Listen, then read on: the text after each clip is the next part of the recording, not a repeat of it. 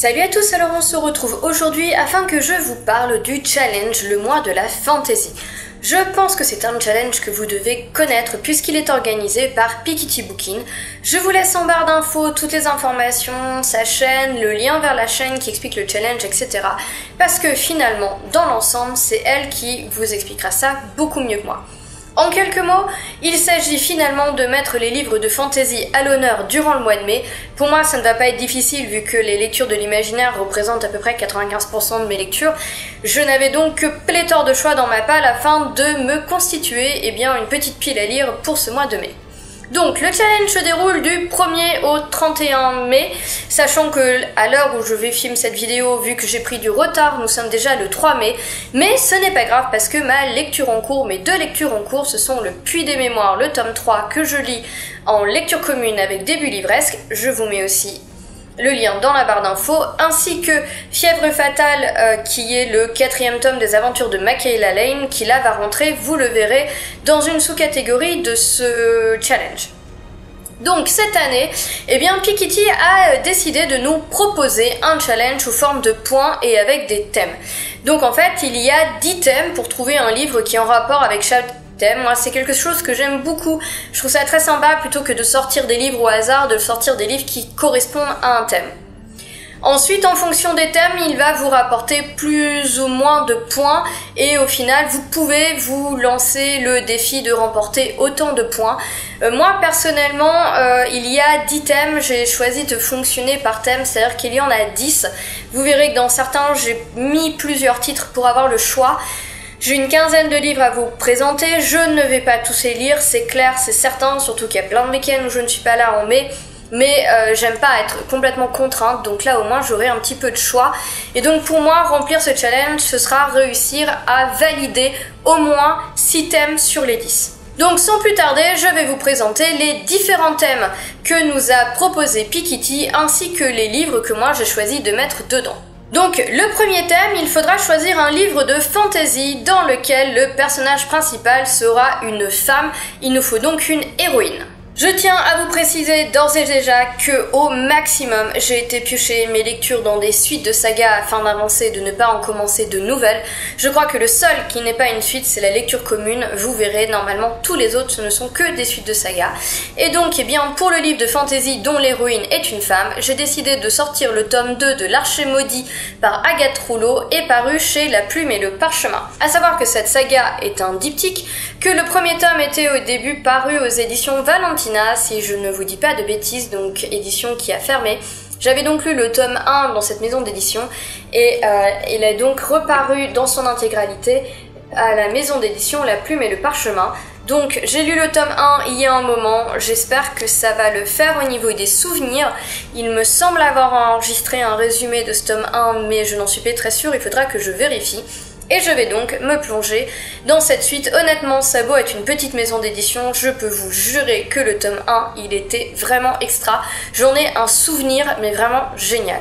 On rencontre ici en fait Hélène Way qui est une jeune elfe de 100 ans et qui un jour où elle va chasser dans la forêt va se retrouver traquée par l'Archer Maudit qui normalement est censé traquer les ombres des morts. Sauf que ce dernier a complètement renoncé à son pouvoir et les ombres ont pris possession de son corps. Le problème, c'est que cet état de fait va vraiment mettre à mal la paix qui règne au sein de leur royaume. Et donc en fait, Erenwë va devoir essayer d'alerter le conseil et la reine avant qu'il ne soit trop tard. Ici en fait, on rencontre toute une opposition entre guillemets entre les elfes de la nuit et les elfes de lumière. Vous êtes vraiment dans de la fantasy qui est basée sur les elfes. J'ai beaucoup aimé, c'est original malgré le fait que vous soyez avec des elfes, c'est très bien écrit et c'est un livre dont on n'a pas beaucoup entendu parler, je trouve ça dommage, donc je compte bien finir cette saga et ainsi pouvoir vous en parler un peu plus en profondeur. Donc à savoir pour ceux qui s'intéressent au point que ce thème de l'héroïne vous rapportera 3 points. Ensuite, pour 2 points, vous devez choisir un livre de fantasy mais qui sera de la littérature jeunesse. Alors là aussi c'est vraiment facile de trouver des livres de fantasy en littérature jeunesse ou young adulte, et j'en ai d'ailleurs sorti 2 afin d'avoir le choix. Le premier, je pense que la plupart d'entre vous en ont déjà entendu parler, puisqu'il s'agit du tome 2 d'Elia, la passeuse d'âme, saison froide, écrit par Marie Varaille et paru aux éditions Pocket Jeunesse. Ici on est dans une fantasy limite dystopique en fait, où on va rencontrer donc Elia qui est une passeuse d'âme qui est censée ne pas avoir d'émotions et qui simplement met fin au jour des gens qui ne servent plus à rien dans la société. Sauf qu'un jour, eh bien, elle va se retrouver complètement incapable de donner la mort à une personne et elle va décider de s'enfuir très loin dans les royaumes du Nord. Et donc voilà, il s'ensuit énormément d'aventures et le tome 2 est là et j'ai vraiment hâte de me plonger dedans. Je me suis laissé aussi le choix avec le tome 2 de The Girl at Midnight qui s'appelle L'heure des ténèbres par Melissa Gray et toujours aux éditions Pocket Jeunesse. Je me souviens que j'avais adoré le tome 1, alors là on est plus sur de la jeunesse que du young adulte, on est sur du jeune young adulte on va dire. Il y a un peuple oiseau et un peuple dragon, d'ailleurs la couverture le signifie bien. Sauf que je ne pourrai plus vous dire en détail ce qu'il se passe dans le tome 1 et c'est pour ça que j'espère, mais vraiment j'espère avoir enregistré un résumé du tome 1 afin de me rafraîchir un petit peu les idées, afin de me lancer dans cette suite. En tout cas il est un peu moins épais que les autres que j'ai, ouais, enfin il fait quand même 430 pages, j'ai eu tendance à me faire une pile avec des gros bébés donc j'espère que j'arriverai quand même à en enquiller quelques-uns. Ensuite, pour valider le troisième thème, il faut lire un livre qui soit une bricasse et qui fasse plus de 500 pages. Et si vous validez ce thème, cela vous rapportera 5 points. J'ai décidé d'incorporer 2 livres dans ce thème, afin là aussi d'avoir le choix, et puis simplement parce que j'arrivais pas à choisir entre les deux, donc comme ça on verra au moment de la lecture. Donc le premier est encore et toujours une suite du saga, avec le tome 2 de La Reine du Tirling qui s'appelle L'Invasion du Tirling, écrit par Erika Johansen et paru chez J.C. Lattès. Donc oui, j'ai énormément de retard dans cette fantasy young adulte qui est très originale et que j'avais beaucoup aimé. C'est d'ailleurs un livre qui rentre dans plein de catégories parce que c'est du young adulte, j'aurais pu le mettre dans la littérature jeunesse, mais c'est aussi une héroïne donc il rentre tout à fait dans le thème de l'héroïne. Et il rentre aussi évidemment dans le thème de l'auteur étranger dont je ne vous ai pas encore parlé, mais dont je vous parlerai plus tard, mais comme vous le voyez c'est un livre qui est un petit peu multithème pour le coup, donc bah voilà, j'ai décidé de le mettre dans les briques parce qu'il fait quand même 588 pages, donc c'est un beau bébé, mais il faut vraiment que je me lance dedans parce que j'avais adoré ce tome 1. C'est pas un coup de cœur, il est pas sans défaut, mais j'avais vraiment adoré cette histoire. Je ne sais pas si vous vous rappelez, mais en fait ici vous allez avoir affaire à Kelsey qui est finalement l'héritière du trône, sauf qu'elle a été élevée complètement à l'écart du trône toute sa vie et que le jour où elle va devoir revenir sur son royaume pour en prendre les rênes, ça va être un petit peu compliqué. Je vous laisse découvrir la suite par vous-même et si vous voulez un résumé un peu plus profond, ça n'est pas lieu ici, donc je vous propose d'aller voir sur internet. Ensuite, j'ai décidé de sortir le tome 2 de Shades of Magic qui s'appelle Shade of Shadows, qui est écrit par V.E. Schwab et qui est paru chez Lumen.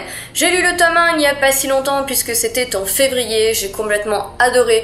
Je pense que tout le monde vous bassine avec cette histoire des 4 longues parallèles avec les taux de magie qui sont différents de l'un à l'autre et de ce magicien Kel qui va passer d'un monde à l'autre et qui fera eh bien une belle connerie et qui va devoir essayer de s'extirper des ennuis en menant avec lui eh bien la jeune Lila que l'on retrouve sur la couverture. Donc ce tome là fait, laissez-moi rire, 635 pages, donc lui aussi il rentre très largement dans la catégorie des bonnes bricasses, mais de mon souvenir c'est vraiment un livre qui se lit très très vite, donc je vais aussi essayer de sortir. Ensuite, prochain thème, pour 5 points, il faut sortir un livre qui nous fait peur pour X ou Y raison, soit parce que c'est une grosse pavasse, qu'on a peur de le sortir, soit parce que on a peur qu'il soit un peu trop dense, un peu trop compliqué, etc. Comme vous voulez, tant qu'il vous fait peur. Moi, je l'ai en numérique, je ne l'ai pas en papier, mais j'ai décidé d'y caser Les Seigneurs de Bohème, qui est un livre que je dois lire pour le PLIB 2018, que je vais lire d'ailleurs en lecture commune durant ce mois de mai avec d'autres amis. Et j'avoue qu'il me fait peur pour la simple et bonne raison que j'ai peur qu'il soit complexe, compliqué à lire, j'ai peur de me paumer un peu dedans et au final j'ai peur de ne pas réellement accrocher avec cette histoire. Donc voilà, c'est pour ça il me fait peur et je me suis engagée à le lire pour le PLIB et ça se trouve ce sera un gros coup de cœur puisque c'est quand même Estelle Faye qui l'a écrit et j'ai oublié de vous dire qu'il est paru aux éditions Critiques. Je ne peux pas vous en faire de résumé parce que je ne sais même plus trop de quoi ça parle, donc je vous propose de vous en reparler dès qu'il sera lu parce que celui-là, c'est certain, il sera lu durant ce mois de mai. Ensuite, elle nous propose un thème plus léger parce qu'il faudra à l'inverse sortir le livre qui nous fait le plus envie pour 3 points. Donc comment vous dire que le livre qui me fait le plus envie, j'en ai quand même un paquet, hein, il faut pas se voiler la face, mais j'ai décidé d'incorporer un livre qui soit un peu plus court que les autres et que oui, de fait, j'ai vraiment très envie de lire puisqu'il s'agit du tome 2 des Sœurs Carmine Belle de Gris, écrit par Ariel Holz et paru aux éditions Nemos, je crois, dans la collection Naos. J'avais vraiment adoré le premier tome, c'est une fantasy qui est quasi de l'urban fantasy parce que vous retrouvez ce côté urbain avec les héroïnes, etc. Sauf que vous êtes dans un monde totalement imaginaire. Donc voilà, vous êtes... Après, je sais que l'urban fantasy, certains le classent dans le fantastique, d'autres dans la fantasy. Moi, je classe plus dans le fantastique. Après, chacun voit midi à sa porte et on s'en fout. Tout ce qui compte, c'est que c'est un livre qui est totalement génial, qui est hyper original, hyper bien écrit, et que surtout, le 3e et dernier tome sort durant ce mois de mai. Donc je suis super contente, surtout qu'il est pas épais, hein. Il va se lire très vite. Il fait 270 pages et je pense que ça va me faire du bien de pouvoir me caler un roman un petit peu plus léger. En poids, j'entends, pas en qualité. Ensuite, il y a eu le choix d'une lecture commune, puisque Piketty avait fait un sondage afin de proposer une lecture commune sur le groupe. Et donc, cette lecture commune va rapporter 5 points. Et ce qu'il y a de vachement bien, c'est que le livre, je l'ai dans ma palle. Et je peux même vous dire que je l'ai dans ma palle depuis un bon moment. En effet, il s'agit de Neverwhere par Neil Gaiman. Alors moi ici j'ai le format Au Diable Vauvert qui doit être une ancienne édition. Après c'est du Neil Gaiman, vous le trouvez à peu près sur toutes les éditions possibles et imaginables et notamment en poche. Donc moi j'ai une assez vieille édition mais j'aime beaucoup la couverture, je la trouve assez sympa.